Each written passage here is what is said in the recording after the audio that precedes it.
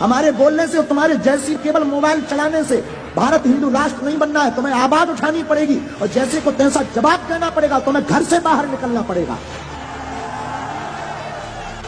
क्योंकि हम कोई राजनेता नहीं है कि तुमने ताली पीटी और वोट दिया हम चले गए।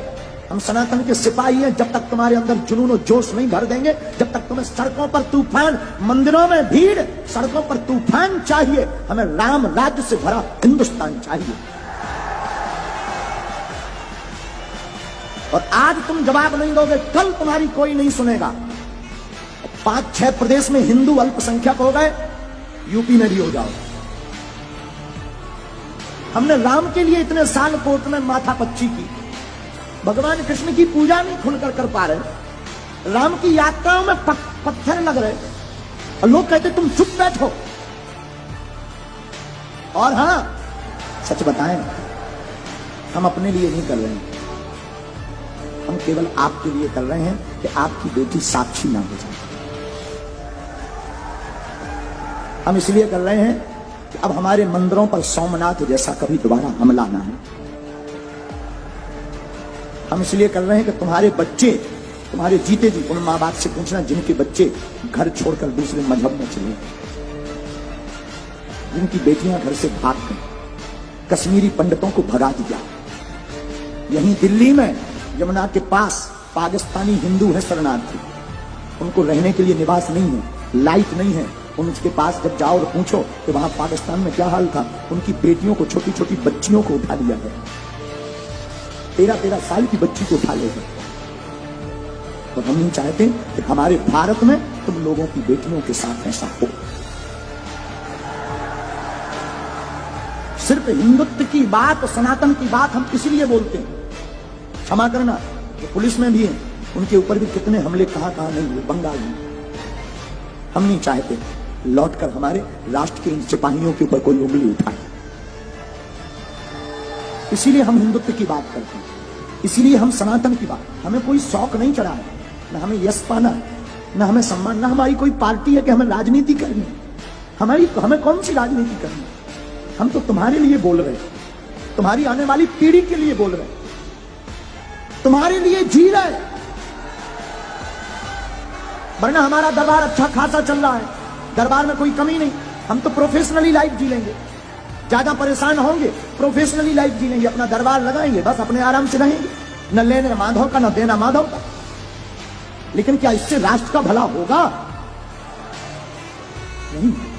हम तुम्हारे लिए जी रहे हैं। इस वीडियो को जरूर तुमसे प्रार्थना है कि तुम्हारे अंदर अगर जमीर है, जागो। हम ये नहीं कहते तुम सपोर्ट करो हमारे, तुम्हें जहां जो करना वो करो, लेकिन हां, बात जब सनातन की आ जाए तो प्लीज चुप मत बैठना।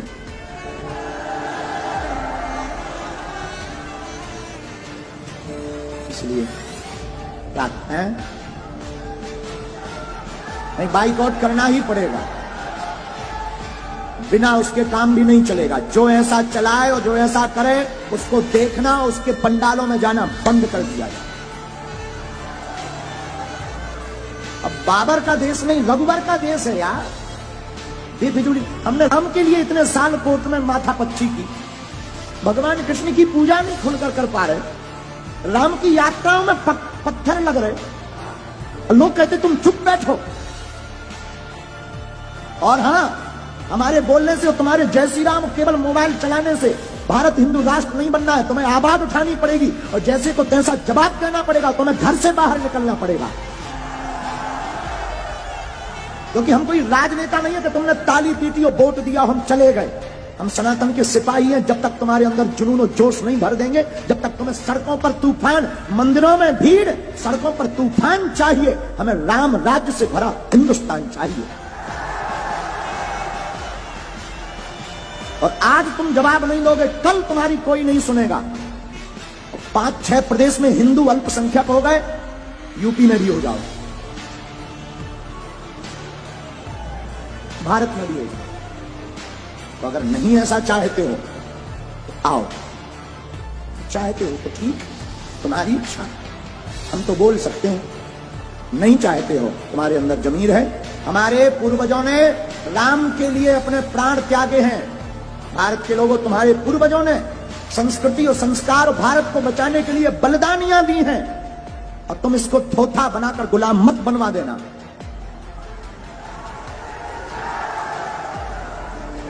दूसरी बात, भारत में 80% सनातन हिंदू रहता है, 20% अन्य मजहब के, और 20% जब अन्य मजहब के हैं और तुम्हारा ये हाल है कि तुम अपनी बात नहीं बोल पा रहे।